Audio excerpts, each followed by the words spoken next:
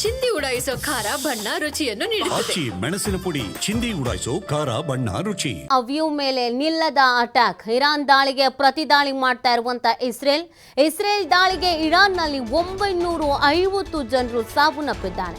ಇರಾನ್ನಲ್ಲಿ ಈವರೆಗೆ 3450 ನಾಗರಿಕರಿಗೆ ಗಾಯ ಆಗಿದೆ. ನೋಡಿ, ಕ್ಷಣದಿಂದ ಕ್ಷಣಕ್ಕೆ ಆತಂಕದ ವಾತಾವರಣ ಎರಡೂ ದೇಶಗಳು ನಿರ್ಮಾಣ ಆಗ್ತಾ ಇದೆ. ಇಸ್ರೇಲ್ ಮತ್ತು ಇರಾನ್ ಎರಡೂ ಕಡೆಯಲ್ಲಿ, ಅದರಲ್ಲೂ ಇಸ್ರೇಲ್ನ ಟೆಲ್ ಅವೀವ್ ಇದನ್ನೇ ಗುರಿಯಾಗಿಸಿಕೊಂಡು ನಿರಂತರವಾಗಿ ಅಟ್ಯಾಕ್ಸ್ಗಳನ್ನು ಮಾಡ್ತಾ ಇರೋದು. ದೊಡ್ಡ ದೊಡ್ಡ ಬಿಲ್ಡಿಂಗ್ಗಳು, ಅಪಾರ್ಟ್ಮೆಂಟ್ಸ್ಗಳು, ಹಾಸ್ಪಿಟಲ್ಗಳು, ಪ್ರಮುಖವಾದಂಥ ಕಟ್ಟಡಗಳು ಇವುಗಳೆಲ್ಲವೂ ಕೂಡ ಧರೆಗುರುಳ್ತಾ ಇದೆ. ಇರಾನ್ನ ದಾಳಿಗೆ ಪ್ರತಿ ದಾಳಿಯನ್ನು ಇಸ್ರೇಲ್ ಮಾಡ್ತಾ ಇದ್ರೂ ಕೂಡ ಇಸ್ರೇಲ್ನಲ್ಲಿನ ಪರಿಸ್ಥಿತಿಯನ್ನು ನೋಡಿದ್ರೆ ನಿಜವಾಗ್ಲೂ ಕೂಡ ಆತಂಕ ಸೃಷ್ಟಿಯಾಗೋ ಥರದ ಪರಿಸ್ಥಿತಿ ಇದೆ. ಇನ್ನು ಇಸ್ರೇಲ್ ದಾಳಿಗೆ ಇರಾನ್ನಲ್ಲಿ 950 ಜನರು ಸಾವನ್ನಪ್ಪಿದ್ದಾರೆ ಅನ್ನೋದ್ರ ಬಗ್ಗೆ ಮಾಹಿತಿ ಇದೆ. ಇರಾನ್ನಲ್ಲೇ ಈವರೆಗೆ 3450 ನಾಗರಿಕರಿಗೆ ಗಾಯ ಆಗಿದೆ. ನೋಡಿ, ಮೊದಲಿಗೆ ಇದು ಕೇವಲ ವಾಯುನೆಲೆ ಇಂಥವುಗಳನ್ನು ಟಾರ್ಗೆಟ್ ಮಾಡಿ ಅಟ್ಯಾಕ್ಸ್ಗಳಾಗ್ತಾ ಇತ್ತು ಎರಡೂ ಕಡೆಯಿಂದ.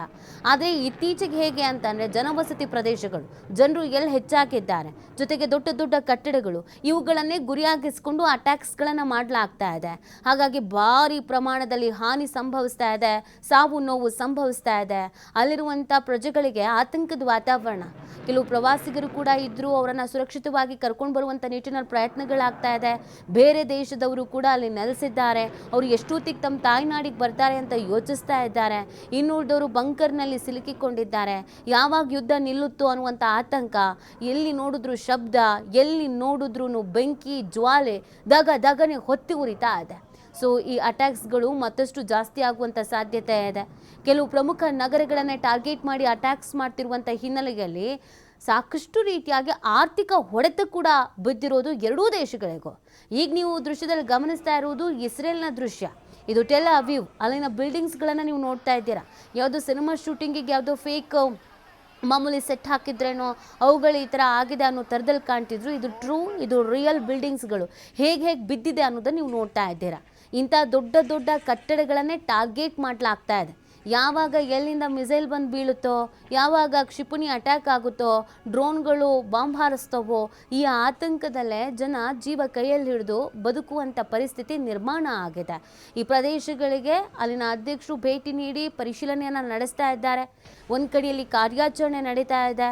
ಕಟ್ಟಡದ ಕೆಳಗೆ ಅನೇಕರು ಸಿಲುಕಿರುವಂಥ ಶಂಕೆ ಇದೆ. ಅವರನ್ನು ರಕ್ಷಣೆ ಮಾಡುವಂಥ ನಿಟ್ಟಿನಲ್ಲಿ ಕಾರ್ಯಾಚರಣೆಗಳಾಗ್ತಾ ಇದೆ. ಹಾಸ್ಪಿಟಲ್ಸ್ಗಳಲ್ಲೂ ಕೂಡ ಆತಂಕದ ವಾತಾವರಣ.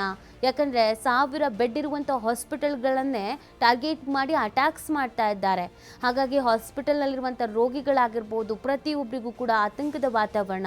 ಮೆಡಿಕಲ್ ಎಮರ್ಜೆನ್ಸಿ ಇರುತ್ತೆ ಇಂಥ ಸಂದರ್ಭದಲ್ಲಿ. ಹಾಗಾಗಿ ಮೆಡಿಕಲ್ ಎಮರ್ಜೆನ್ಸಿ ಅಂತ ಅಂದಾಗ ಔಷಧಗಳನ್ನು ಶೇಖರಣೆ ಮಾಡ್ಕೊಳ್ಬೇಕಾಗತ್ತೆ. ಬಟ್ ಎಲ್ಲಿ ಅಟ್ಯಾಕ್ ಆಗುತ್ತೆ, ಹೇಗೆ ಅಟ್ಯಾಕ್ ಆಗುತ್ತೆ, ಯಾವ ಕ್ಷಣದಲ್ಲಿ ಅಟ್ಯಾಕ್ ಆಗುತ್ತೆ, ರಾತ್ರಿ ಮಲಗಿದವ್ರು ಬೆಳಗ್ಗೆ ಹೇಳ್ತೀವೋ, ಬೆಳಗ್ಗೆ ಇದ್ದವ್ರು ರಾತ್ರಿ ಆಗೋಷ್ಟೊತ್ತಿಗೆ ಇರ್ತೀವೋ ಅನ್ನೋ ಪರಿಸ್ಥಿತಿಯಲ್ಲಿ ಅಲ್ಲಿನ ಜನ ಇದ್ದಾರೆ. ಅಲ್ಲಿನ ಏರಿಯಾ ರಸ್ತೆಯನ್ನು ಕೂಡ ನೀವು ಗಮನಿಸ್ತಾ ಇರ್ಬೋದು.